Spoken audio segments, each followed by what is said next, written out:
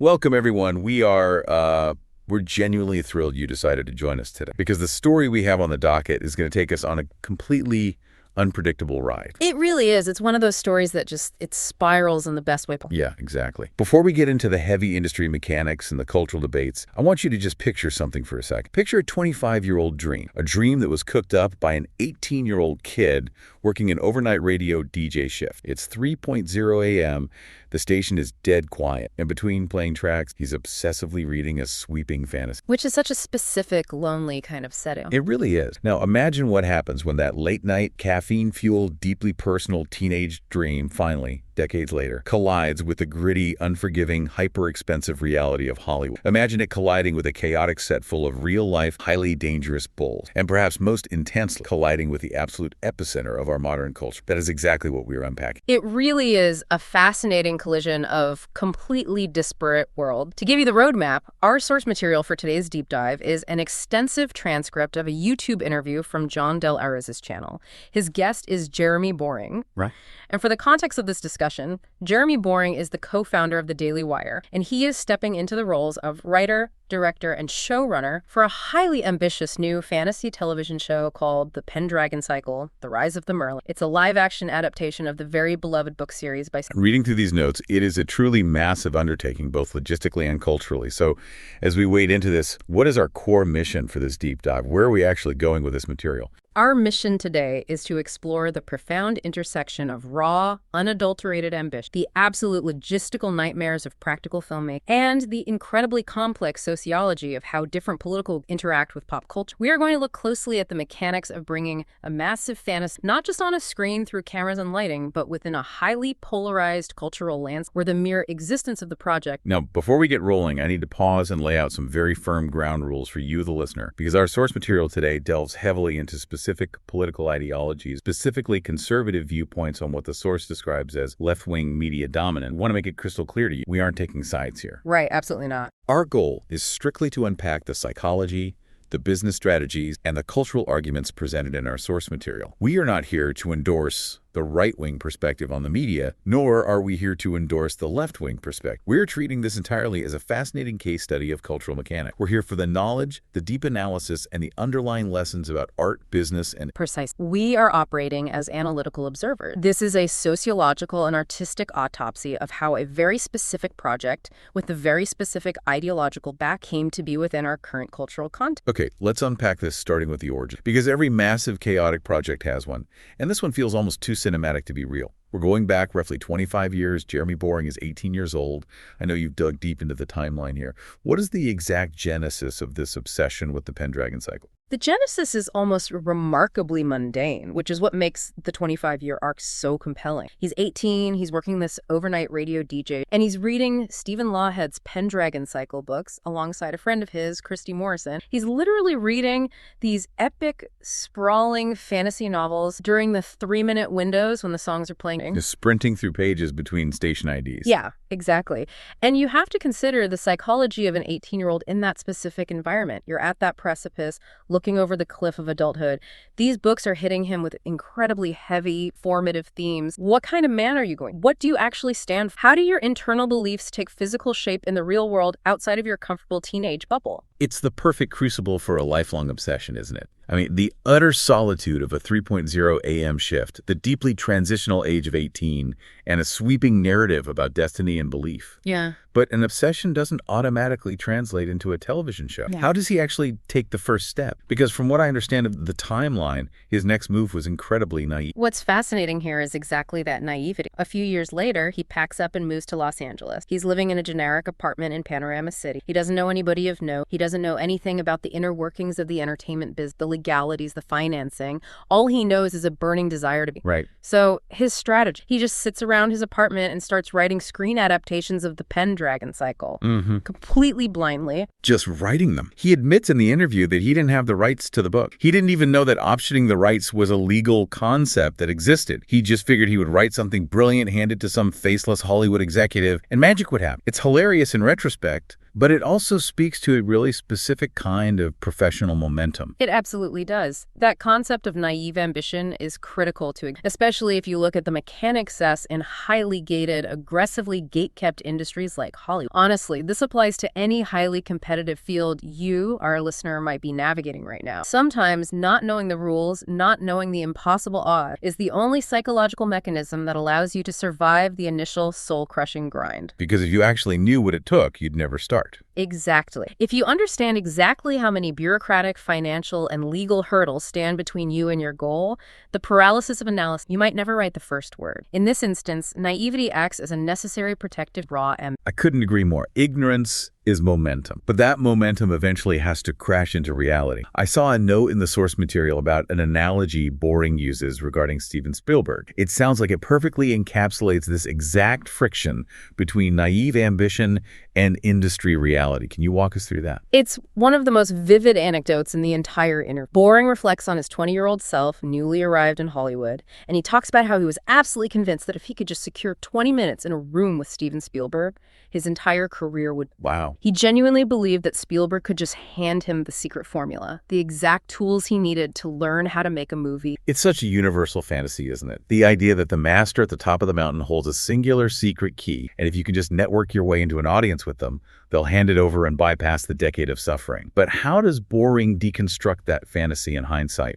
He deconstructs it by mapping out what Spielberg's actual literal process of making a movie looks like today compared to a 20-year-old's reality. He says, imagine a 20-year-old, Boring, actually getting that meeting and asking, Mr. Spielberg, how do you make? Right. Spielberg's honest, factual answer would be completely alien. He would say something to the effect of, well, I read a novel on an airplane that I enjoy. I land. I immediately call my team and ask, does anyone own the rights to this? They make a few calls, find out the rights are available for $500,000, so we simply write a check. Just write a check for $500,000. Yeah. Simple as that.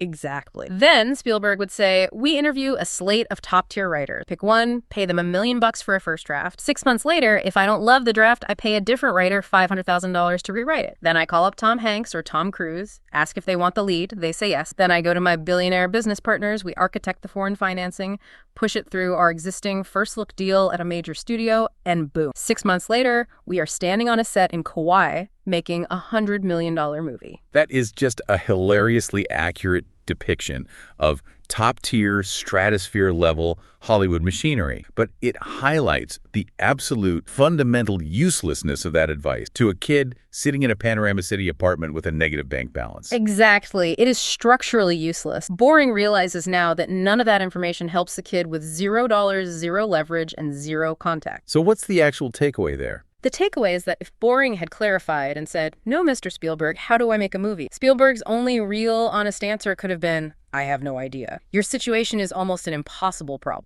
Which feels like such a letdown when you're looking for mentorship. Just do it. But when you really drill down into it, is there any other answer? Yeah. When you're at the absolute bottom of the mountain, the resources, the leverage, the network of the guy at the top just don't translate downwards. They don't translate at all. The top of the mountain perspective is fundamentally detached from the bottom of the mountain reality. The only universal mechanism that exists across both realities is the actual physical doing, the relentless grind. Writing the script you don't even have the rights to, simply to build the muscle memory of writing a script. It really makes you evaluate the kind of advice we constantly seek out. Think about it for a second. Have you ever shelled out money for a conference or sat through a keynote from a titan in your specific industry, only to realize their advice was completely inapplicable to your daily reality? Oh, happens all the time. They're up there talking about optimizing multi-million-dollar marketing budgets and leveraging global synergies, and you're sitting in the audience trying to figure out how to acquire your first 3 clients without spending a single dime. The gap is massive, and bridging that gap doesn't come from a secret piece of advice. It comes from that stubborn, almost irrational, just do it ethos. And what's crucial to understand about this specific story is that the just do it ethos doesn't just neatly evaporate once you achieve a modicum of success or secure funding. Fast forward 25 years, Boring finally has the financial backing and the infrastructure of the Daily Wire to actually make this show. Right, he finally made it up the mountain. He did, but that scrappy, naive mentality had to immediately evolve into managing a grueling terrifying physical reality. Because making a sprawling fantasy show is not like shooting a modern-day romance in a controlled coffee shop. You are quite literally building worlds from the dirt up. Which transitions us perfectly into one of the most chaotic aspects of this entire production: the sheer, messy reality of practical magic versus CGI. Reading the notes, it seems Boring and his team made a very distinct, very difficult philosophical choice regarding how they were going to build this world. Yep. They specifically highlight something called the bull dance sequence. Oh. Now, in 2026, the industry standard for something like a sequence involving actors dancing with massive, dangerous animals is to shoot it safely on a soundstage. You surround it with green screens, use tennis balls on sticks, and let the visual effects artists build the bulls in post-production. But they flat out refused to do that. They did. And this commitment to practical in-camera effects found philosophical line in the sand. Wow. In a genre that has become utterly saturated with weightless CGI, where you often feel like you're watching a video game cutscene rather than a film committing to practical reality, shifts the entire subconscious texture of the final product. But I have to push back a little here, because there's a reason the industry moved to green screen. It's infinitely safe. It's highly predictable for scheduling. It's arguably more cost-effective when you factor in the sheer liability of live animals. Why take the massive risk of putting real actors in a ring with real, unpredictable bulls? Isn't safety and logistical sanity paramount when you're managing millions of dollars? From a purely logistical standpoint, yes, it's madness.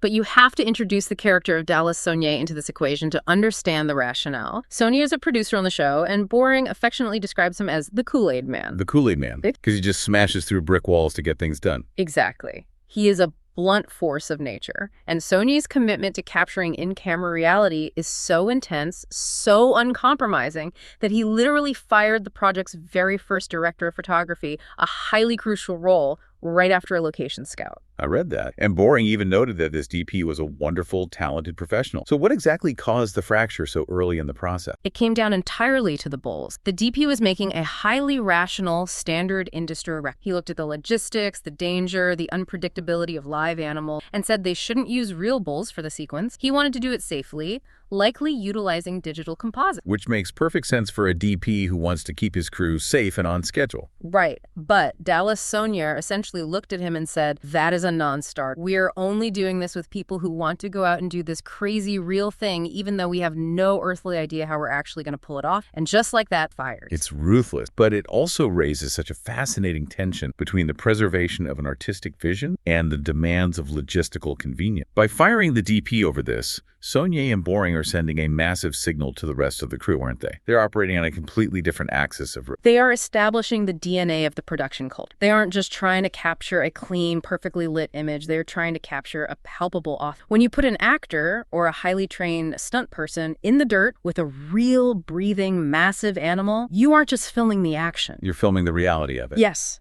You are filming the very real adrenaline. You are filming the genuine fear in the performer's eye, the chaotic way the dust kicks up, the way the natural light hits the animal's hide. It creates a subconscious gravity that an audience can feel even if they can't articulate why it feels different than a Marvel movie. It's the grit. You can't fake the grit. And I think that physical grit required to actually capture this show on camera serves as a really elegant, almost poetic mirror for the cultural grit required to find an audience for it. Because they aren't just making a physically tough show. They were trying to sell a long-form fantasy fiction series to the Daily Wire audience. Which is an enormous... Huge. Looking at the media landscape, that feels like trying to fit a square peg into a very rigidly defined round hole. It is arguably their most significant, perhaps even more daunting than the live. To provide the context, the Daily Wire is primarily a conservative news, political commentary, and debate org. Their core demographic tunes in for current events, highly partisan political analysis, and cultural pushback. Transitioning an audience whose daily media diet is pure political red meat into consumers of nuanced, dramatic, escapist fantasy fiction is not a natural pivot by any stretch of the imagination. Not at all.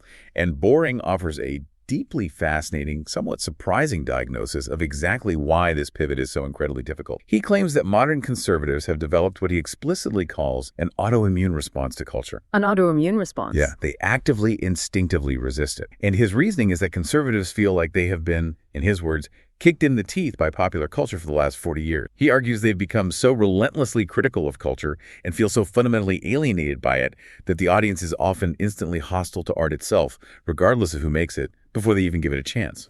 The metaphor of the autoimmune response is incredibly precise and revealing. If we look at it biologically, an autoimmune response occurs when the body's defense system, which is fundamentally designed to protect it from hostile outside threat, becomes tragically hyperactive and starts attacking its own healthy tissue. Right. Sociologically speaking, Boring is arguing that the conservative audience's defense mechanisms built up against what they perceive as aggressively hostile left-wing messaging in mainstream media have become so hypervigilant, so sensitive, that they reject all media, even media designed by their own people explicitly for their own enjoyment. I want to challenge that premise a bit, though. Yeah. Is it genuinely an autoimmune response, implying a sort of cultural sickness or hypersensitivity? Or is it just standard late-stage market fragmentation? We see this everywhere. People naturally siloing themselves into comfortable ideological echo chambers where they only want to consume media that flatters their existing priors. Is it really a defense mechanism or just consumer preference in a fractured era? That is the exact debate at the heart of their business. But Boring defends his autoimmune theory by pointing to the punitive nature of the audience's behavior. He uses two very sharp analogies in the interview to illustrate how this dynamic forces the audience to punish themselves. The first is the $50 steak analogy. Okay, let's unpack this steak. Walk us through that, because it really highlights the self-inflicted nature of this boycott mentality. Boring says you will frequently hear conservatives say something to the effect of, I would never pay $50 for a steak at that nice restaurant downtown, because the head chef is probably a left-winger. Sure, you hear that kind of rhetoric all the time. Right. And Boring points out that, yes, this is a functioning defense mechanism. You are withholding your capital from someone who opposes. But what is the tragic end result of that specific defense? You, the consumer, don't get to eat a really good steak. You are actively denying yourself excellence, beauty, and enjoyment simply to maintain the purity of the boycott. It's cutting off your nose to spite your face. And he pairs that with another analogy, the barista analogy, to explain the historical shift in how we engage with creators. Because this wasn't always the dynamic, right? Correct. The barista point explores the timeline of this cultural fracture. He notes that historical reality shows artistic endeavors have almost always drawn people who lean left or, at the very least, are not fundamentally conservative. And for a long time, nobody really cared. Exactly. For a very long time, decades even, that was perfectly fine with the conservative audience. People didn't particularly care if the brilliant filmmakers of the 1970s or 80s shared their voting habits. It was incidental to the art. But Boring argues that this unspoken truth shattered when politics ceased being incidental and became the fundamental, inescapable point of engagement. Right. It's the difference between busting a coffee from a barista who happens to disagree with you on tax policy versus buying a coffee from a barista who insists on lecturing you about tax policy while they hand you the cup. Once the audience feels like the creator is actively jamming their politics into the product as the primary feature, the relationship breaks down completely. Exactly. He argues it became a situation of the audience feeling constant over-the-head, overt political mess, which eventually led to this total scorched earth rejection of culture itself. And Boring's philosophy on how to handle this highly defensive audience is quite nuanced. He describes his own political identity as a lowercase r republic. What does that actually mean in practice for a showrunner? In his view, it means rejecting the extremes of audience. He says he is not a populist, meaning he absolutely does not believe in just giving the exact war, because audiences often don't know what they want. Right, the Henry Ford faster horses idea. Yeah. Exactly. But conversely, he's not an elitist. He doesn't believe in actively giving the people what they want, just to subvert their expectations or lecture them. Being a lowercase r Republican, as he defines it, means you represent the core values of the people, but you also have a duty to lead them, to challenge them, to elevate their taste. Elevate their taste. Yes. He explicitly wants to challenge his deeply cynical audience to drop their heavy armor and just allow themselves to enjoy a steeping fantasy. If we connect this to the bigger picture, this isn't just about getting people to watch a TV show. This is a profound, high-stakes struggle over the fundamental mechanics of societal influence. And to really grasp the weight of what Boring is attempting, we have to look back at a historical touchstone he brings up in the interview. The Andrew Breitbart. Yes. He talks about a meeting he had with Andrew Breitbart in Walnut Creek, California, way back in 2008. Now, for listeners who might not be steeped in media history, Andrew Breitbart was an absolute titan, a towering pioneer in the creation of modern conservative digital media. And Boring recalls that Breitbart had an absolute table-pounding mantra: culture, culture, culture. Breitbart, despite being a political brawler, deeply recognized a fatal flaw in his own movement, something Boring is now desperately trying to rectify. Breitbart saw the immense existential danger of the bunker mentality. The bunker mentality. Yes, this is such a crucial concept. Boring argues that if conservatives are entirely convinced that the left is successfully working to put them into a marginalized cultural ghetto, the conservatives often do the heavy lifting for them by voluntarily locking themselves in the ghetto. Right, they just give up. They throw their hands up and say, fine, mainstream culture is hostile, school. I'm just not going to watch movies anymore. I'm not going to listen to new music. I'm checking out. And Boring's point is devastatingly simple. If you do that, you haven't just taken a moral stand. You have decisively lost the war. And we have to examine exactly what it is they have lost by retreating to the bunker. In geopolitical, sociological, and historical terms, influence is generally divided into two categories: hard power and soft power. Let's break those down. Sure. Hard power is the realm of politics, legislation, economic sanctions, the courts, and ultimately the military. It is a blunt, coercive instrument. It forces compliance through authority or consequence. Soft power, on the other hand, is the realm of art, music, cinema, narrative, fashion, and shared mythology. That's stuff people actually enjoy. Exactly. Soft power doesn't force compliance. It inspires deep affinity. It changes hearts, minds, and cultural norms so subtly, so beautifully, that the audience doesn't even realize their worldview is being fundamentally shifted. It's the classic divide, right? You can spend all your energy passing laws and arguing in court. That's hard power. But if you aren't actively creating the movies, the music, and the stories that actually make people care, that shape the imagination of the next generation, your soft power is zero. Zero. Boring makes the point that cinema is arguably America's greatest artistic contribution to the globe. If a political group entirely abandons the arena of soft power, relying exclusively on the blunt, exhausting instrument of political hard power, their ideas will ultimately wither and fail over the long timeline because they have completely lost the ability to inspire joy or imagination. It creates a totally asymmetrical cultural environment. When one side yields the mechanism of storytelling entirely to the other, they are effectively ceding the future. They are left arguing angrily about marginal tax rates or zoning laws on cable news, while the other side is producing the blockbuster films that make people cry, that define heroism, that shape how teenagers view romance and justice. Here's where it gets really interesting, because all of this high-level sociological theory about hard power versus soft power isn't just happening in the boardroom at the Daily Wire. It is literally directly baked into the plot of the Pendragon Cycle itself. Life is imitating art, or art is imitating life, in a way that is incredibly deliberate. It is a profound meta-narrative. The show is, on its surface, set in a brutal, grounded fantasy. You have visceral battles, brute force, giant swords, invading armies, and literal magic. But within the hierarchy of this universe, art itself explicitly positioned as supreme power. I was reading through the plot points mentioned in the interview, and it's staggering how literal this is. Can you break down how this philosophy manifests in the actual narrative of the early episodes? Absolutely. The source highlights a character named Taliesin, introduced in the very first. Taliesin is a bard. He sings. But his song is not mere background in for a path. The narrative treats his art as a literal, tangible force. His song has the power to change the actual destiny. And it happens to a very specific character, right? Yes.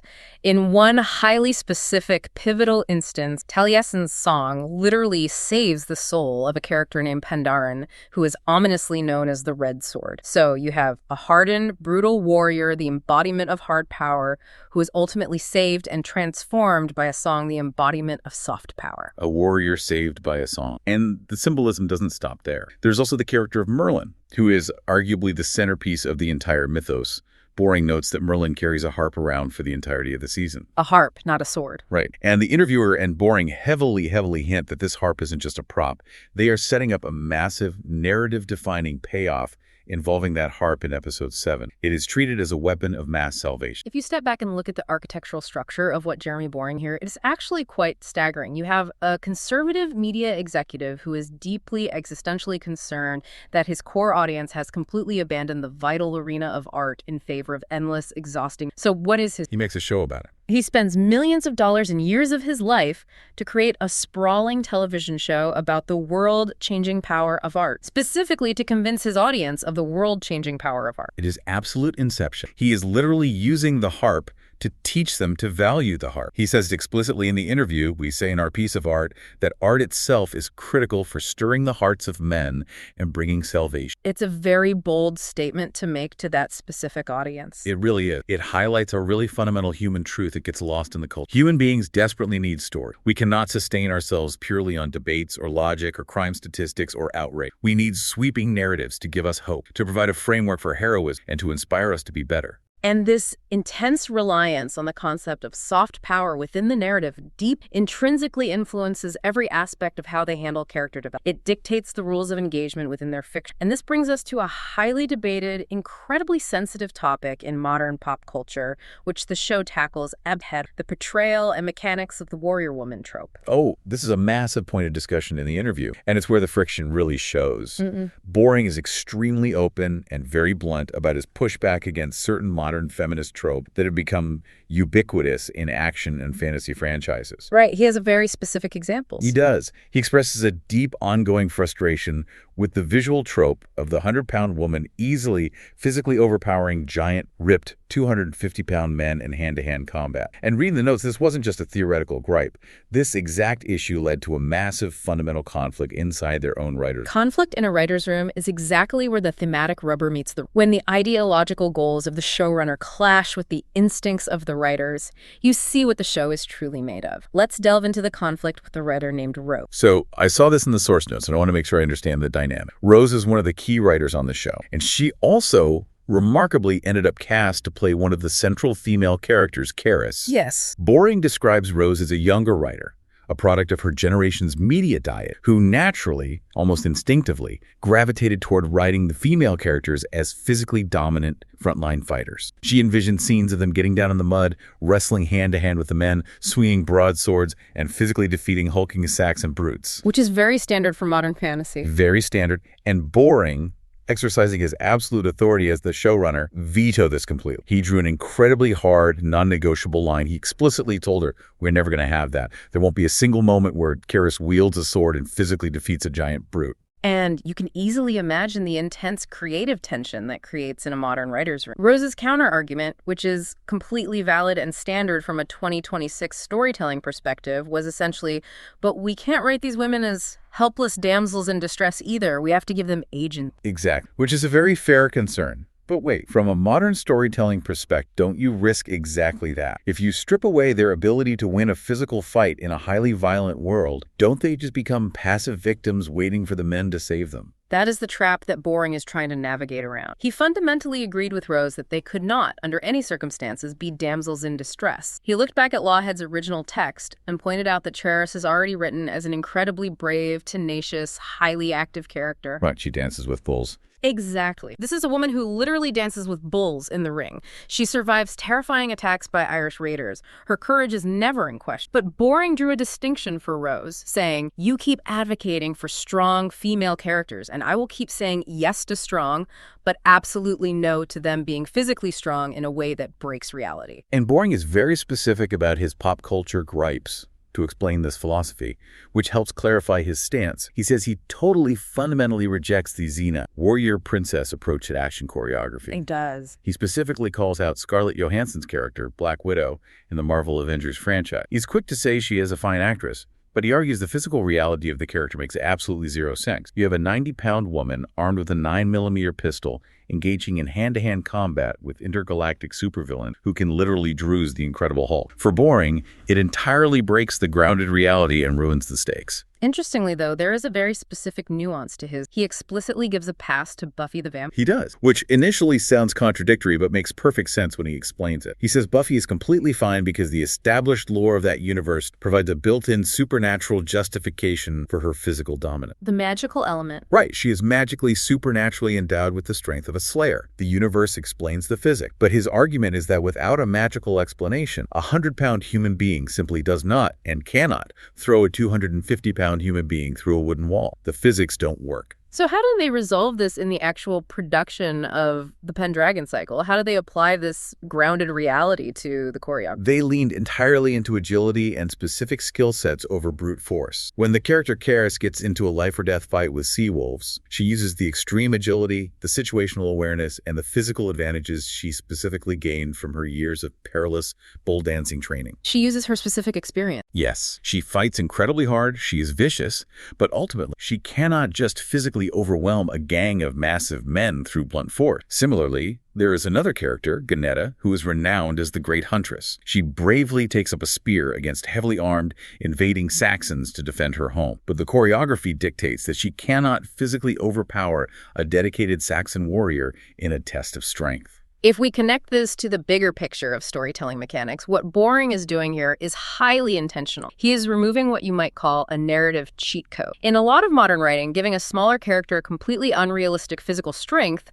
without doing the heavy lifting of a magical explanation is a lazy shortcut to making them appear badass. It's the easy way out. Exact. By strictly removing that cheat code, you force the writers into a corner where they have to work much harder to give the female characters real earned agency. That is such a brilliant way to frame it, because by removing the super strength, the writers are forced to rely on everything else. These women have to triumph through other more complex means, through the deployment of soft power, through political influence, through strategic brilliance, through sheer bloody-minded tenacity, and through the profound bravery of choosing to stand up and fight, even when the physical odds are completely terrifyingly impossible. It creates a much more rigorous, demanding kind of writing. It forces the character to rely on intellect and diplomacy. It seamlessly integrates the show's broader philosophical themes, the triumph of the harp over the sword, directly into the action choreography and character. It actually massively raises the stakes. Think about it. When Karis gets into a physical altercation, the tension for the viewer goes through the roof because we subconsciously know she does not possess the plot armor of unearned super strength. If she makes a tactical mistake, if she slips, she is going to lose and she is going to get hurt. Danger is real.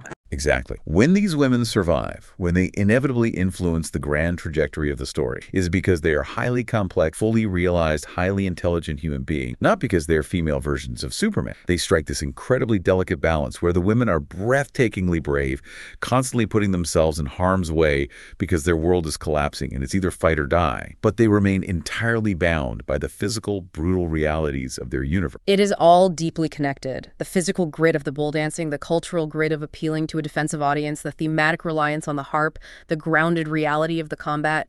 It's an intricately woven tapestry. But as with all things in this industry, all of this high-minded philosophy, all the practical bulls, and all the ambitious cultural bridge building ultimately smashes headfirst into the cold, unforgiving wall of reality, the business of Hollywood. So what does this all mean for the actual future of the show? The philosophy is great, but we are talking about a product that needs to make money. Will there be season 2? The economics of fantasy television are notoriously brutally unforgiving. It is consistently the most expensive, high-risk genre And complicating matters, there are some significant shifting dynamics behind the scenes at the executive. Boring casually mentions in the interview that he has actually taken a massive step back from his day-to-day operational role at the Daily Wire. Right, but he is very quick to clarify that his operational absence does not kill the momentum of the show. He notes that Ben Shapiro is still heavily engaged in driving the film and entertainment business side of the company, and they still have Dallas Saunier, our Kool-Aid man, on the ground driving the physical production. The train is still moving. It is. In fact, the creative engine is already moving. The writer's room has completely reconvened. Rose, Ryan, Lee, Josiah, they've already drafted the entire slate of scripts for season 2. And what's wild is that the lore they were adapting is so impossibly deep that they haven't even introduced the character of King Arthur yet.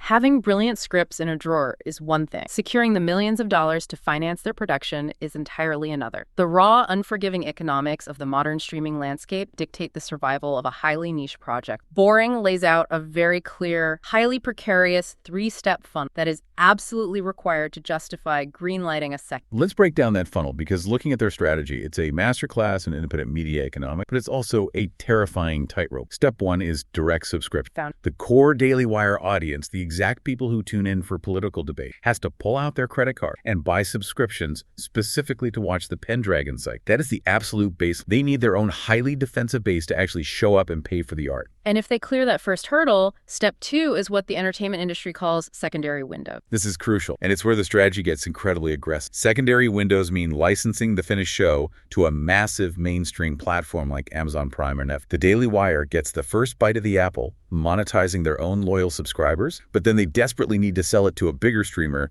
for the second, much more lucrative bite of the apple. Which is a whole different ballgame. And it really is. And then step 3 is foreign sale, selling the broadcasting rights to international markets who don't care about American culture wars. They just want a good fantasy show. This raises an important question about the second step. Using a platform like Netflix isn't just about securing a hefty license, although the revenue is obviously vital to recouping costs. It is fundamentally a massive top-of-funnel audience acquisition strategy. Looking at their strategy, using Netflix as a top-of-funnel acquisition play seems like a massive gamble. We have to wonder if the conversion rate from a casual Netflix viewer to a paying Daily Wire subscriber will actually justify the upfront effort. How are they viewing this mechanic? Think back to the intense political divide and the bunker mentality we discussed earlier. There is a massive global segment of the streaming audience that would absolutely never, under any circumstance, directly navigate to the Daily Wire website and purchase. Right. The wall is too high. The political and ideological barrier to entry is simply too high, too fraught. However, if that exact same viewer is aimlessly browsing Netflix on a Friday night, scrolling through the fantasy category, and they are presented with the beautifully shot, highly produced, epic series featuring real stunts, compelling acting, and deep mythology, they will click play. Because it looks good. Exactly. They will consume it purely for the quality of the art, completely unaware or unbothered by the ideological origin of the production.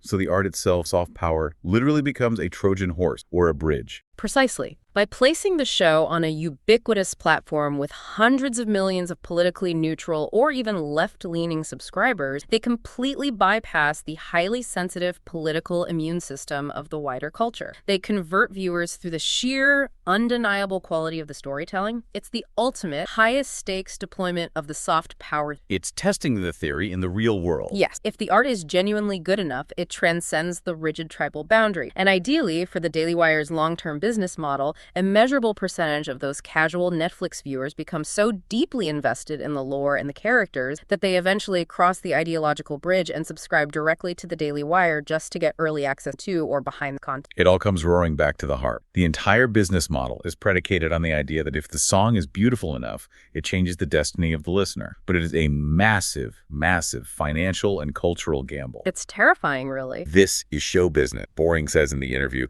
acknowledging the sheer terror of it. It ultimately comes down to the cold, hard math. Do enough of the core audience subscribe initially to prove viability? Do they successfully secure that vital Netflix window? And does that window actually build a sustainable audience for the future? It is a highly precarious, incredibly delicate balance of art, commerce, and ideology. But what is truly remarkable is that regardless of the ultimate financial outcome of a season, whether it becomes a global phenomenon or an expensive one-season experiment, what they have managed to physically produce is a highly specific, passionately realized media that tests every single one of these sociological and economic theories in real time on screen. It really is a monumental swing. We have covered an immense amount of ground today, pulling apart a story that is so much bigger than just a TV show. We've traced an incredible arc that started with a lonely 18-year-old kid nursing a dream on a 3.0 a.m. radio shift, and we followed that dream as it stretched, morphed, and collided with the brutal, dusty realities of filming with live, dangerous animals in the dirt.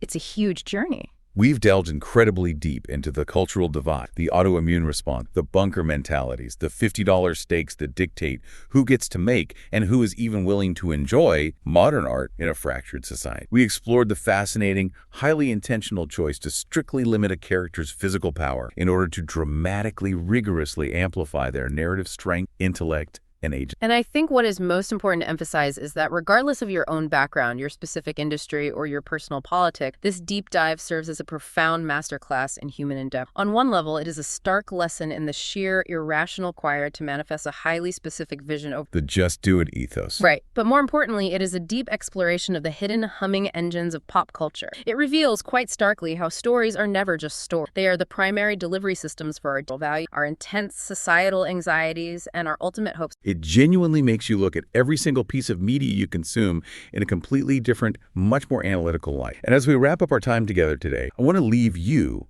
the listener, with a final lingering thought to chew on. We talked extensively today about the profound difference between hard power and soft power, between the blunt, coercive instrument and the inspiring melody of the harp. I want you to look closely at your own life. In everything you do. Yes, in your career, in your personal relationships, in your community. When you are actively trying to change someone's mind or shape your environment, what mechanics are you actually relying on? Are you constantly relying on the blunt, exhausting force of an argument, trying to logic and debate someone into total submission? Or are you using the harp? Are you utilizing the soft power of storytelling, of genuine empathy, of human connection, and of art to gently invite them to see the world from your perspective? Think about it. Thanks for taking this deep dive with us. We'll catch you next time.